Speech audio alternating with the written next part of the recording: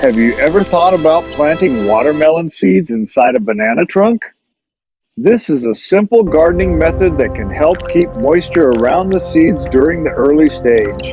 As the banana trunk breaks down, it also becomes fertilizer for the plant. With this method, you don't need to water, and you can make use of a banana trunk instead of throwing it away. The results completely surprised me. Hi, I'm Max. Today, I'll show you step by step so you can try it yourself at home.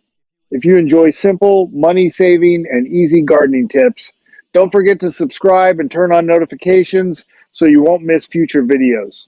Now, let's get started. Okay, let's begin right now.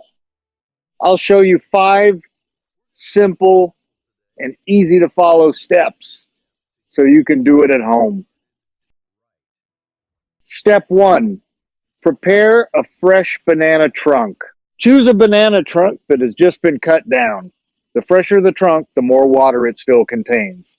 That's why people who use this method usually use the trunk immediately after cutting it. Cut a section about 12 to 16 inches long. It doesn't have to be exact. It just needs to be sturdy enough to stand upright.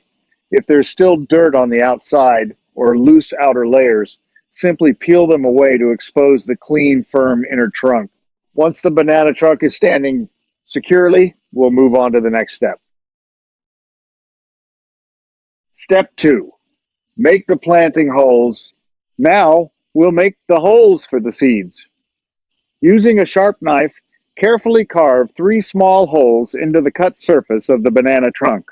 Try to space them evenly so each seed has enough room when it starts to sprout. There's no need to rush. Remove thin layers little by little so you can control the size of each hole. The holes don't need to be very wide, just large enough to fit 1 watermelon seed. A depth of about 3/4 to 1/4 inches is ideal. This allows the seed to stay in contact with the moist banana tissue while giving the young sprout enough room to grow upward. If there are loose fibers or pieces of banana tissue inside the holes, simply remove them to keep the holes clean. This also makes it easier to place the seeds accurately. When you're finished, you'll have 3 evenly spaced holes, with each one ready for a watermelon seed. Step 3. Plant the watermelon seeds. Now, it's time to plant the seeds. Place 1 watermelon seed into each prepared hole. Try to position each seed in the center so it sits naturally and doesn't lean to one side. After placing all 3 seeds, cover them lightly with the banana tissue you removed earlier. If needed, you can add a little loose soil to completely cover the holes. Don't press too firmly. Just gently press with your fingertip to hold each seed in place while still allowing air and moisture to reach it.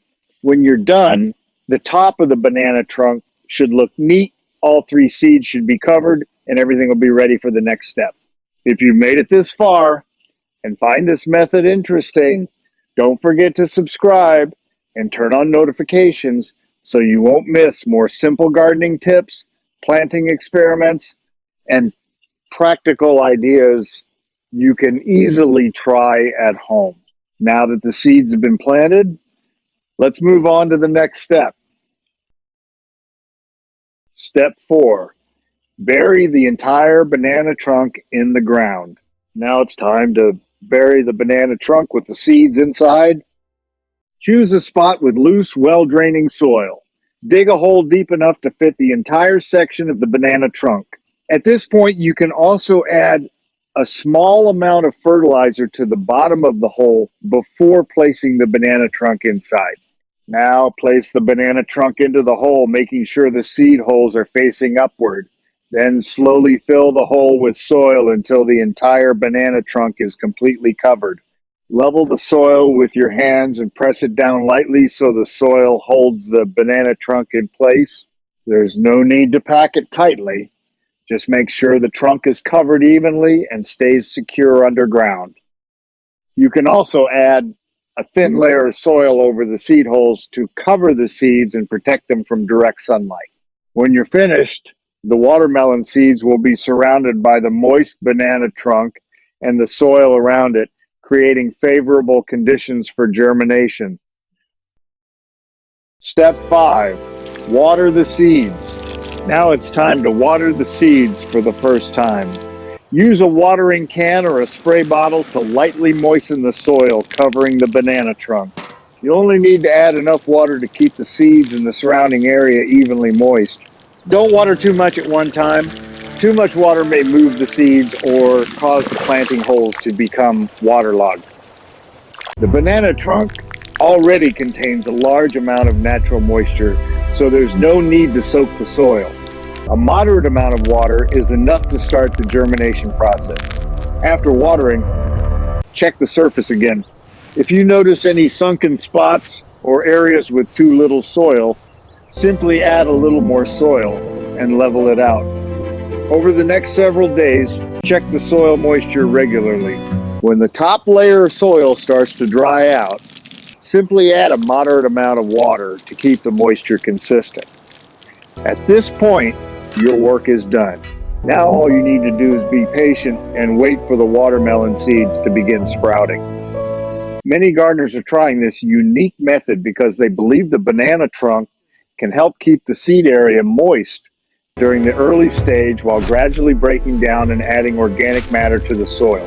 With more consistent moisture and better growing conditions, many people expect the plants to grow healthier, stay greener, experience fewer problems during growth, and potentially produce larger watermelons than with conventional planting methods.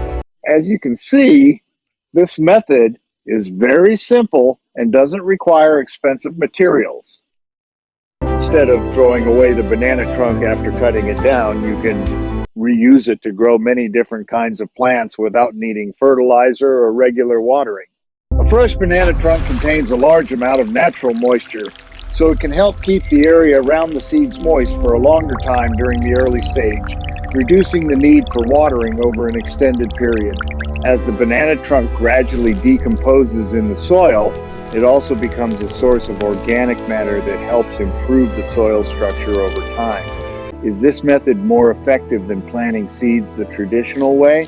Each method has its own advantages. You can try it yourself and observe the results under your own growing conditions. Sometimes the best way to learn is through first-hand experience and comparison. I hope you found this gardening experiment interesting and helpful. If you enjoyed this video, don't forget to like, subscribe, and share it with others who also love gardening. Thanks for watching, and I'll see you in the next video.